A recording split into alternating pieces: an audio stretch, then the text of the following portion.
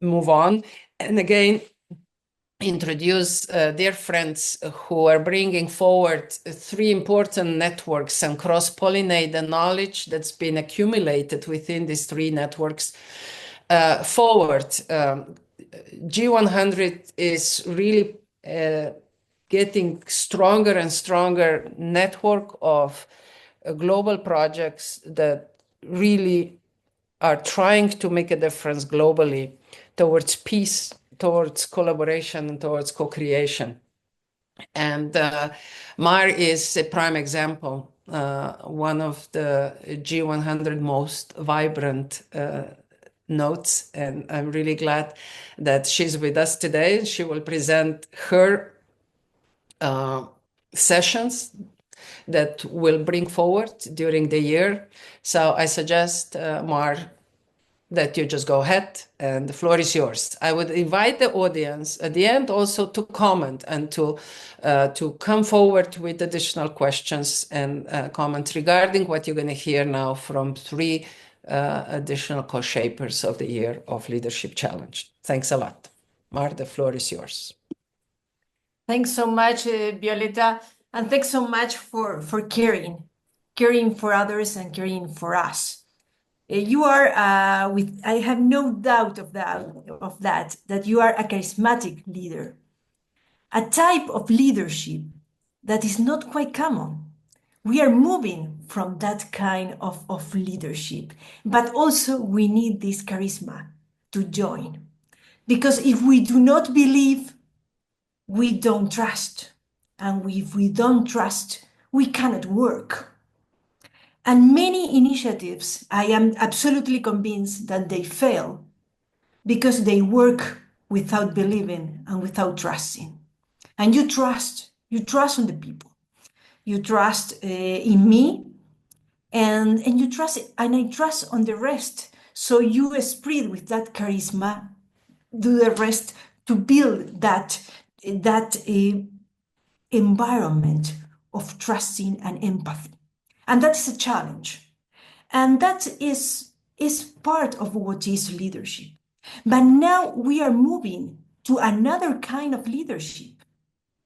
And one of the leadership that now is the one that we could see it every day because of social media and because of this influence on tech is this compartment, separated compartments of leaders. And we see anyone with an irrelevant topic or what I think is irrelevant in terms of change, that of delivering a message on peace or on justice, in that terms is irrelevant. Also, it could become popular and it's leading a process. So what we are doing with all that potential, we are losing that potential, or it's just that there are generations that they are moving into another aspects where politics they don't feel that resonate with these politics. For example, as a political analyst, I see that indifference to politics, but it's because they don't want to lead in politics. That's why they give more importance to other aspects, or is because politics are failing. That political traditional leadership is failing. That's why they don't feel that they resonate with them. Most of it is because we do not have an holistic leadership. And you have done it.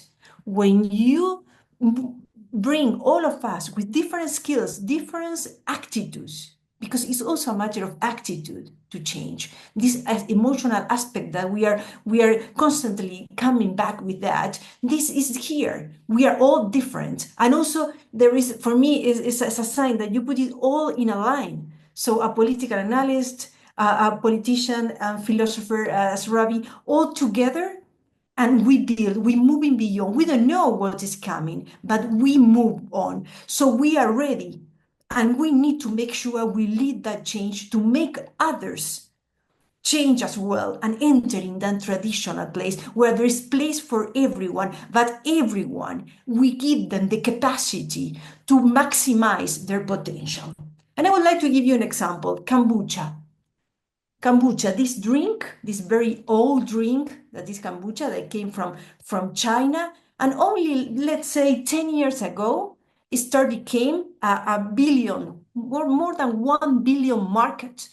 And we take that habit. Naturally, a drink that is in Asia is from another culture, it's not the Western culture, and you many times refer, well, this difference of humanity. And we took it without hesitation, naturally, because we love kombucha? No, because it's there. So the business sector leads on changing our habits. So why don't they take that leadership in other aspects? And we fail on that, but we don't fail on this. So we have the capacity, and we need to move forward on that. That's why when I came to the very axis of what's going to be our module on ER leadership, it was very difficult to find one word, because I said this is about ethics, and it was so poor, the concept of ethics, only the concept of ethics. So on the search of a 5.0 leadership through 5 revolutionary drivers to global change. And I came about with these 5. I hope I will not surprise you, maybe on the last one: education, innovation, civil society, IA and tech, and art. And I will explain later about art. These 5 drivers could be really revolutionary. Because they build an ecosystem. An ecosystem, we repeatedly say, we need to build an ecosystem, but how we could do it, how we could make cohesion. When we have a transversal axis, a cross-cutting issue is a problem that is ethics.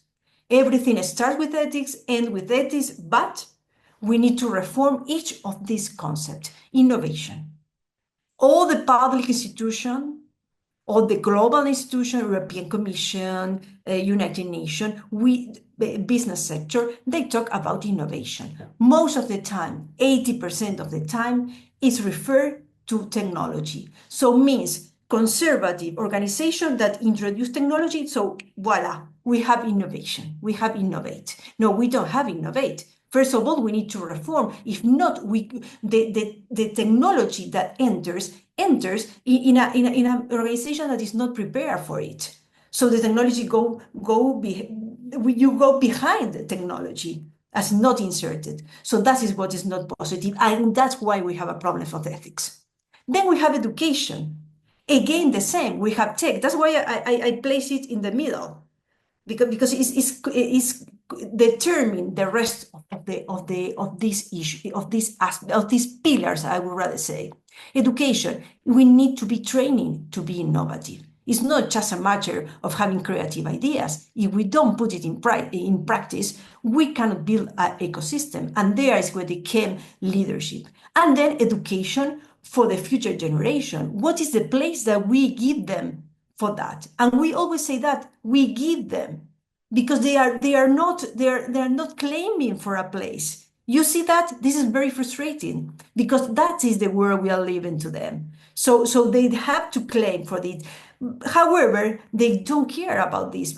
Why? Because they don't feel resonate with this kind of codes, but we need to create this empathy. So there is a matter of emotional management that we need to build on that. Now, this emotional management is only built through the families and not from the sector of the education system. And then we have the pillar of everything that make us move. And here we have a very important aspect on ethics, because they will influence all our areas of work and living, and at the same time, artificial intelligence, like empathetic, that could replace a doctor, for example, is really move all our pillars. So we need to work on that, to determine and to be authoritarian on that, because it's the other way around. We are adopting technology without a legal background. We have only in Europe, the last regulation was on August, and we have troubles to implement it. So we need to be clear of what we want. And then we have the civil society. I have to start saying the capacity of the civil society to be influenced, to be leaders for irrelevant or relevant topics to change. So how we could educate the civil society to really use all that potential that they show they have exposure, what they have, what they could manage, and do something positive, to build something positive for the future. So use all that tech, using all that education and training and all that ideas, that innovative ideas, using in a rather not chaotic way, to be more harmonic way. And finally, art. Yes, art. Don't be surprised of that I give them that importance. Most of the governments, from dictatorships, from democracy, from organization, from the business sector, the art has been always used in a negative and in a positive aspect to transmit ideologies, to transmit a message. And we need to use it in our side to be leaders and to be introduced in all the sectors of the civil society, in education, in global institutions, where art could illuminate us. We talk about being inspired by each other, yes, also being inspired by art in a different way that we get used to, not just an entertainment. Mar, So, would you allow me just to show also this picture? Then you could also focus a little bit on the sessions that you're gonna lead. Yeah. Just in free slides, and I go there. Okay. Yeah. Go ahead. So, what is the moral framework for leadership? The moral framework, the natural answer that we have for a moral framework for leadership is education, is family. This is what builds our values. This is the moral framework that we have, our own convictions. However, this is our framework: media, social media, activism, public institution. So we need to reshape this moral framework in our side, because leadership have to be led by high values. We are changing values, yes, but what values are we changing? Why high values are at stake? Because they are. How mainstreaming core values in action, and who take the challenge? Who is in charge of that? That's why I use this ball. No, when you kick that ball with question, is when the other one start moving, and when we get that synergy. And for all of that, I am so proud to introduce, now with us is Roser Almenar and Eleonora Bonacosa, that are here with us. I don't know if someone else of the speakers are here. I would like to introduce you, because these leaders are taking the challenge along with us. That is, first of all, is Thomas Eli from Geneva. He is the founder of Geneva Forum and Objectif de Sciences Internationales. He will speak about what is participatory research and leadership. That is quite revolutionary. We have Eleonora Bonacosa, that she is invited to come into stage if she wanted. She will speak about innovation and leadership, and she's the author of the book Six Leadership Skills. And she will speak about leadership to teamship, the power of the human factor in Leadership 5.0. And Valerie Santot from Germany, she will speak also about innovation in a very specific way: more engineered leadership and less change washing. Natasha Krakovic, she will, from Montenegro. She's a teacher, and she will speak on leadership in arts in contemporary world.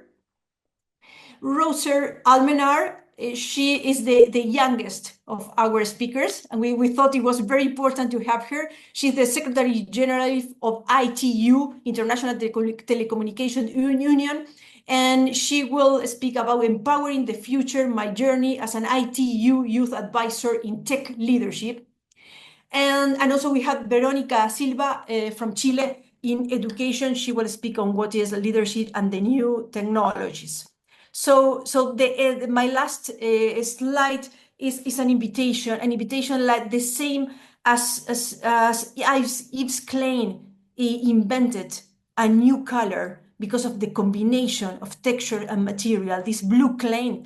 Let's do that. Let's create, let's combine and create a new color in this absolutely foggy and gray environment. So change our colors and move forward from different perspectives in a holistic way. And Ravi say the first SDG is gender equality, and I don't want to enter in a competition, and I will never would discuss that with Ravi, but allow me please to say the most important SDG is a strategic partnership, to have alliance, to be together and to find solutions. Thank you so very much. Well, Mar, thank you very much for your great introduction to the content and the energy that will be present in the sessions that you will be leading in the year of Leadership Challenged. With the equal curiosity, I'm now inviting Andreja Kodrin to share her thoughts and the points of view that she's planning to bring forward in the discussions that she's leading. Andreja, the floor is yours. Hello, everybody. Thank you, Violeta, for this amazing opportunity. Thank you to Ravi and to everybody, to Mar, Alexandra, who has been before me, because you're like firing the candles in the night, and then you're just aware that you're not alone, you know, so there is more light all around the world. At the beginning, I would like to share also my first learning with the whole year of the leadership. I think that we start to have some brainstormings in August, September last year, and I have already quite clear picture of what I would like to talk about, what are the topics, who are the potential speakers. But then I just opened the space, and at the end of the last year, I came across to this Accenture research. I hope that, do you see my PowerPoint? Mm-hmm. Yeah. You can put it in the presentation mode, maybe. Yeah, that's therefore I ask, because I have problem. Okay. Just working. Sorry. The technology. So I came across to this research, and as you can see, the business disruption has accelerated since 2019 by 183%. And if we just take into the consideration the last numbers for the last years, so in the simple words, it would mean everything what was planned in September would be completely obsolete in March or in August this year, because the environment is changing so drastically. So because the Ecocivilisation is the space where we can experiment, we can innovate, I came to the idea just to open the space for these two events, make some pillars, and then also to observe what will happen this year. So to show you, for the first event that will be held on the March 12th, the fil rouge is about how can leaders stay ahead in this world of the constant change.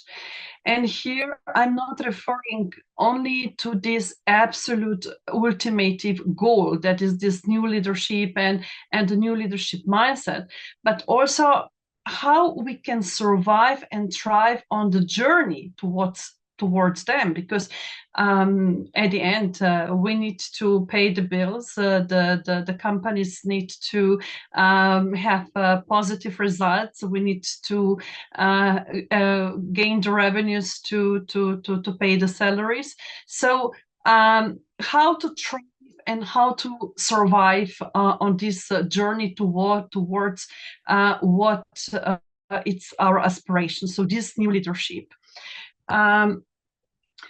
The problem is that it is still clear, are these traditional leadership models dead, or are we on the path towards the transformation of this leadership?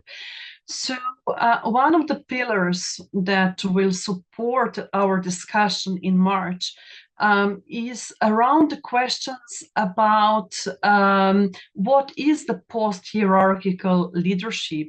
Can actually the leadership exist without titles, without power, without roles? Are we already maybe witnessing the signs that this traditional leadership is at the end? And how far are we from the true collective leadership? I have invited, and I'm very honored that Professor Dr. Miha Škerlovait accepted to participate, because he is one of the leading authors and the experts on the post-heroic leadership. So I hope that we will find some answers on the questions: how can we move away from these ego-driven top-down models and go towards what Ravi excellently explained about the shared leadership and the sustainable impact. However, because I mentioned this open space, I think that we need to open our discussions to the current developments, to the examples like the current Serbian student protest. And greetings to Natasha and to everybody. I have seen you're coming from Novi Sad and to Serbia. Because this is real, this is what is happening, and this is an amazing opportunity, because I really would invite everybody to follow, to pay attention what is happening in Serbia these days, because this is not just another street protest, neither the revolution. This is actually decentralized, this is collective leadership in action that we can observe. And although we do not have now time to dive deep into what is happening there, maybe allow me just to emphasize that there is no central leadership figure, that this is also preventing the manipulation, the burden of the individual agendas, and also reduces the vulnerability of this movement. That all decisions are made through participatory processes. And the most important from my perspective, that this is not targeting any specific individuals, but the protests really demand the systemic reforms and accountability and transparency. And this is coming from the youth. 15 years ago, I started a huge movement, Global Challenge Future, inspiring the youth from different parts of the world to work together on the social innovations, on the technological innovations.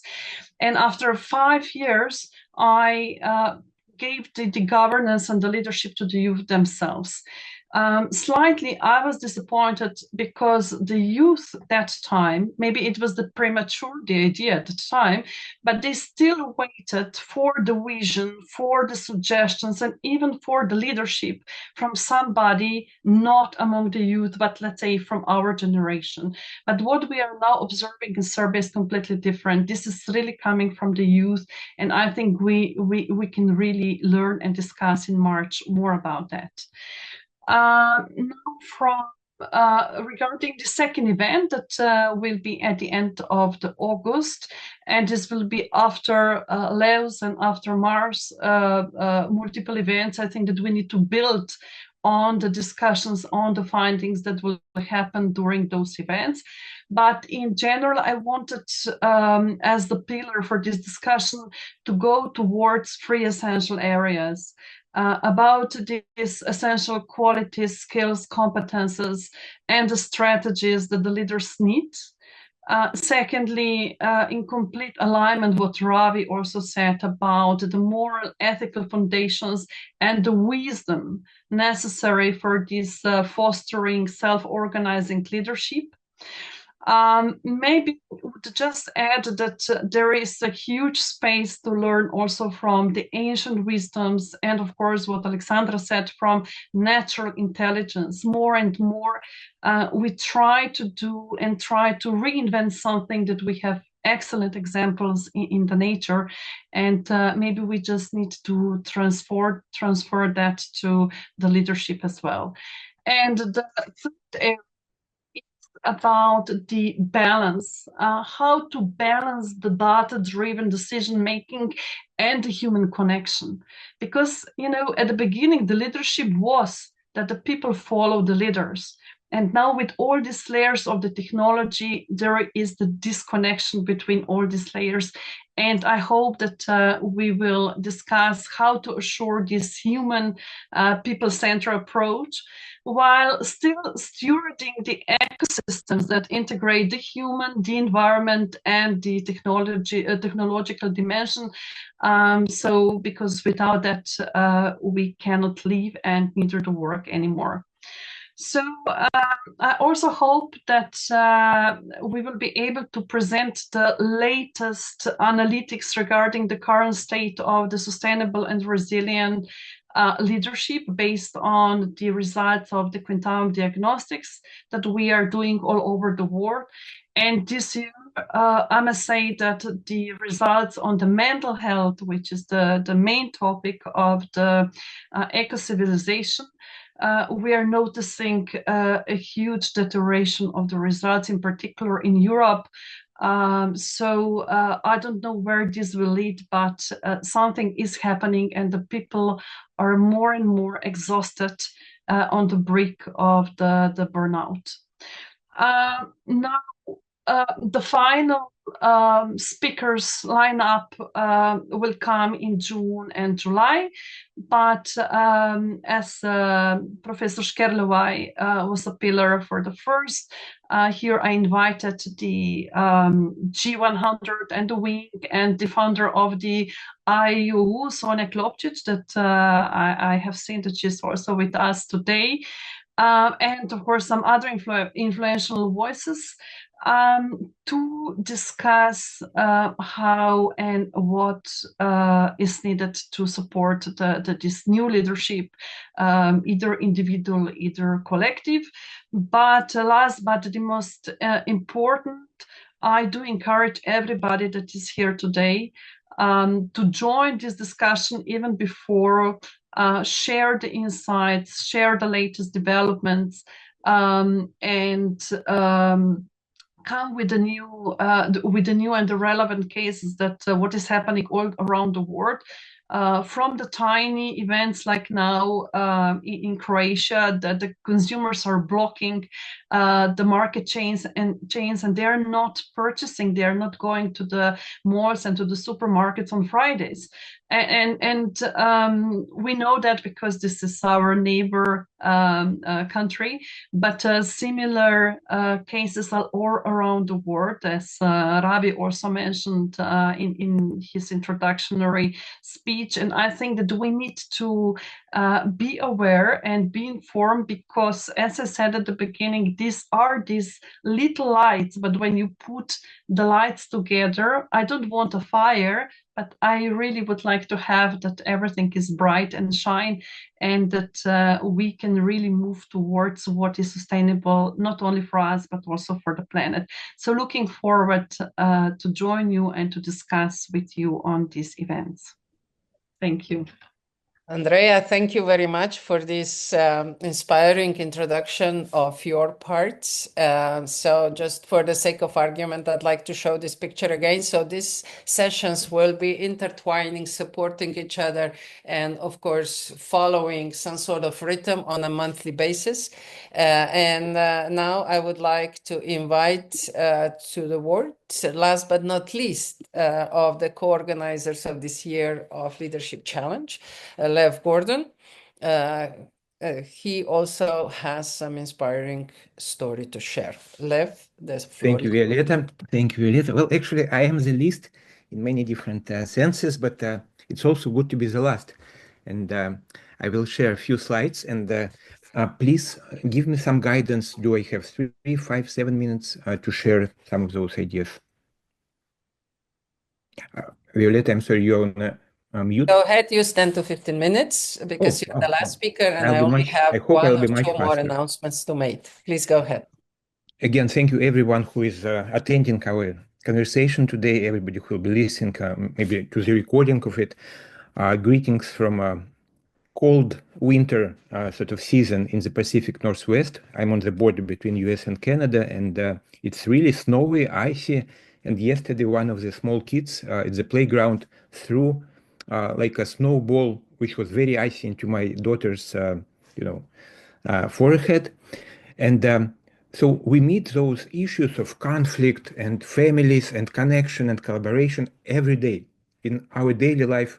Everything Ravi was speaking about, and Mar and Andreja and Violeta, it's not only the big ideas, right? The civilizational challenge, which of course it is, but also we meet it at every level, on a level of a person, on a level of our sort of communities, people, on a level of our cities or regions, the places, and of course on the level of the planet. And this is what we'll be talking about at two of the sessions which Violeta and myself sort of planned for this year as part of the large series. And let me quickly guide you into some interesting foundations for those two events. So let me switch on the screen. The presentation. And first of all, you see it, right? Let me make sure I can. You see the Earth and the cosmos, right? Yes? Yes, excellent. So what's interesting is that our session today is like a collection of gifts to me personally, and I'm sure to everybody who is involved and participating. And one of the major gifts is that I think we coined together, it's not myself, it's a collective endeavor, collective consciousness. I think we just coined a new term, Earth leadership. We talk about traditional leadership, new leadership, but really what we all sort of have in our hearts is the Earth leadership. How being at the level of responsibility and capacity where I am today, as a young person in school, or as a sort of Ravi is a sort of very experienced, for example, executive and a thought leader who has seen a lot. But both of those people and all of us, right, we have some responsibility for our planet. So Earth leadership, I never heard this term before, but it came up to me in my mind stream as we were speaking. So it's our collective sort of result. And going sort of into the sessions, we'll have two sessions in April and in July. I'll talk about them a little bit later. But I would like to highlight that together we're trying to raise the awareness. Of course, we want to connect to people around the world, right?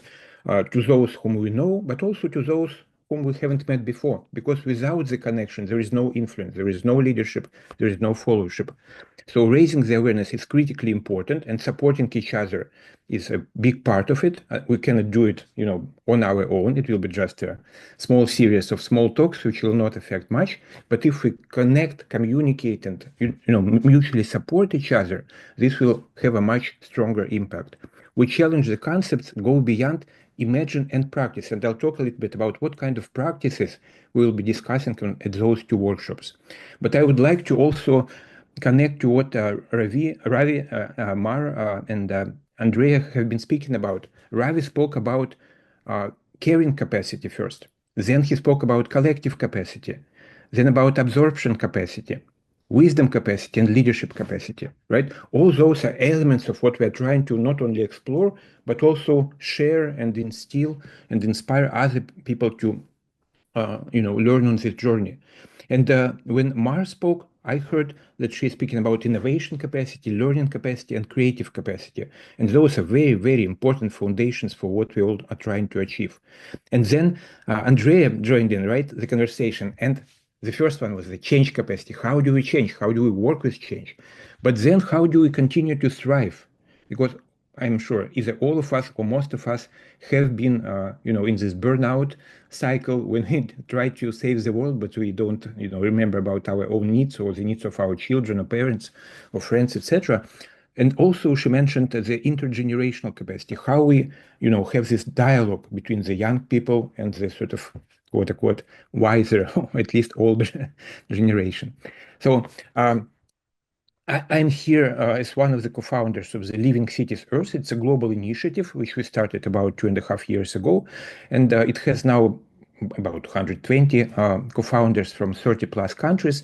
And this is the collective wisdom. So whenever I speak, or even when Alexander Laszlo speaks, who already spoke, of course, we have our own ideas and our sort of visions, but it's really the collective, consciousness which we connect to, which tries to speak through us in everything we're, are talking about, but also in everything we do. And I highlighted some of the speakers. There will be more who will be talking at our sessions in April and July. So really distinguished individuals from different, continents and countries. And what we will be covering is those four foundational dimensions which we deal with: individual dimension, how we as people lead or follow, how we live our life, but also the community, the people dimension, the places, both cities and villages, other types of habitats, and the bioregions, but also the planet as a whole. And what we are trying to do at Living Cities Earth to inspire by giving a larger sort of vision of who we are and what's the world we are living in. Interconnect leaders, empower, and co-create together.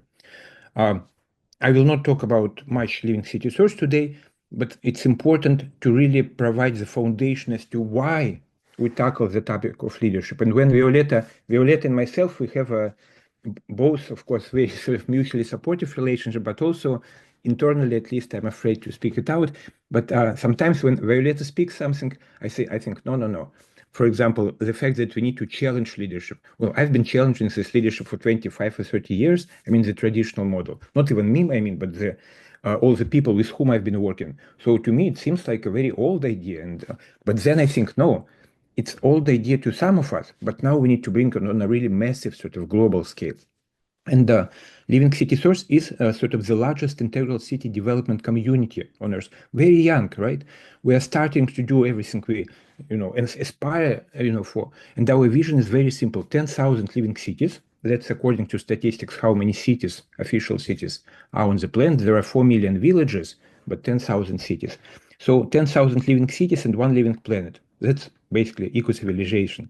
So we are talking about integrally developing, human potential, our collective potential, and for all of us to feel both fully alive and to human well together, and also to co-create the world we want to see.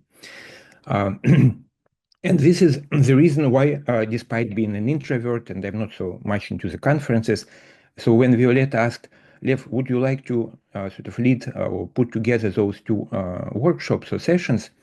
I said yes, because this is exactly the topic which drives us. We quickly realized that even the 100 people, even 1,000 people, we will not change the way our civilization functions. It's by connecting and interconnecting to leaders in all of those 10,000 cities, and eventually all the other habitats, of course. And so we calculated that approximately 1 million leaders, the network of 1 million leaders in each of those cities, and it has some scientific sort of method behind it. It's not just a random beautiful number. But if we interconnect those people and we inspire and support, empower them by doing new things in a new way, exactly what we are trying to explore in this sort of yearly series, that's what will bring us to the eco-civilization of the future, right? To the 10,000 living cities and one beautiful living planet. And we have a very specific way of working with them. For example, we are now developing a global school of mayors and city leaders. That's the educational, platform which will connect and provide necessary not only education but also inspiration, tools, practical sort of methods, how people on the ground could. They already do a lot, maybe more than me, much more than me, I mean, but we can still, by connecting all of our tools and approaches and wisdom, we could support them in doing better whatever they do today. And so we have those different circles from the co-founders 100 plus to the 1 million plus leaders on the ground. We're just starting, and we have lots in plans, and this is just one example. I would like to invite you, and we'll connect it with the leadership series, of course. The Global Earth Day Summit, we conducted it, we plan to do it every two years, so we conducted it in 2023, and we had about 90 plus speakers and participants from 150 plus cities and 45 countries. But this will be a much larger event this year, so we would love to do it, of course, with all of us. So please consider joining as speakers, as participants, as partners. And the conclusion which we had 2 years ago, that all of the challenges we are talking about, and sometimes it becomes a little bit, heavier, right? So many challenges. How do we deal with it? And we discovered that love is the answer. I don't remember whether it was Beatles or Upanishads or maybe Bible or somebody else, but somebody said, love is the answer, the ultimate answer. And what we mean by this is love as our inner state from which we, see and tackle all the issues in the world, but also love as the energy which sort of, transpires sort of all of living sort of organisms as the interconnecting field, right? The knowing field as well. So when we connect to love inside and we share it outside, we are able to tackle all the challenges which life presents to us. And one of the practical examples we'll be discussing at those sessions is a program which we launched together with our colleagues from Ecocivilisation, Laszlo Institute of New Paradigm Research, Integral City Measures, and many, many other organizations, is the future leaders. We always work primarily, Andreja, I think, mentioned something about the working with young people, but I personally always worked with adults. I always thought, okay, adults, they know what they want. Well, now we know not everybody knows what they want, but I thought that they know what they want, they have the capacity, so let's bring together the adults in order to, make all those changes. But recently we realized, okay, adults, they have inertia, right? They have life circumstances, they have some, internal, external things that prevent them from quick change. But it's very important to really support the future generations. We will get reborn into the new life, sort of, hopefully, and they will inherit the earth. And so we started developing this program, which is already in place. And we have 2 regional projects which are ongoing now. This one is from Ukraine, or 14th from Ukraine, because they now live all across the world. We have a program 14th from Russia, and the English-speaking program for everybody across the world. And an interesting point here is that we thought, okay, what kind of leadership skills and attitudes and worldviews we want to share with the younger people. And most of the speakers who will be speaking in April and July, they are also speakers, key speakers, sort of keynote speakers, including Alexander and Marilyn and everybody else whom we'll see. They're speaking to the young people on a global scale. And we realize that by connecting to them on the ground, as well as to, the mayors and city leaders, we're really creating this life sort of field of not only ideas, but also of actions, because we lead them from ideas to practical projects right during this program, in order for them to create this change on the ground, change in the media, change in the inner life, change in the communities, cities, and on the planet. We compared this program with other programs, from leadership programs from Harvard University, etc., and we realized that what we bring, and this is our approach, the integral development. Like, we not only talk about, for example, hard skills or even soft skills, we talk about life skills. How can you lead your life in order for it to be both thriving, meaningful, and impactful? How can you connect to other people to co-create together the world we want? And many, many other things. So, and the last one, maybe if you see at the bottom, we combine 4 levels of focus. And that's what we'll also discuss, how leaders of tomorrow could think about people, communities, places, and the planet. So those are the topics of our discussions. In April, we'll focus more on leadership and communities, and explore how each one of us, all of the participants, how they could become this powerful, force of change, of evolution, really, in their communities, in their cities, regions, sort of, and networks. And when we focus, what we focus on in July is the connection between inner and the outer. We'll talk about the inner development goals framework. Many of us are aware of it. It's a beautiful movement, and definitely we're using lots of their sort of insights and tools in what we do. Alexander Laszlo hopefully will uncover this concept of evolutionary development goals, EDG. It's all connected to SDG, Sustainable Development Goals, but we are going deeper and further, sort of, in what we do. And then we'll look into how each one of us are the leaders of tomorrow, or, as we just learned, how we could, create more aliveness with love and become leaders of our planet. Thank you very much, and we look forward to our joint conversation.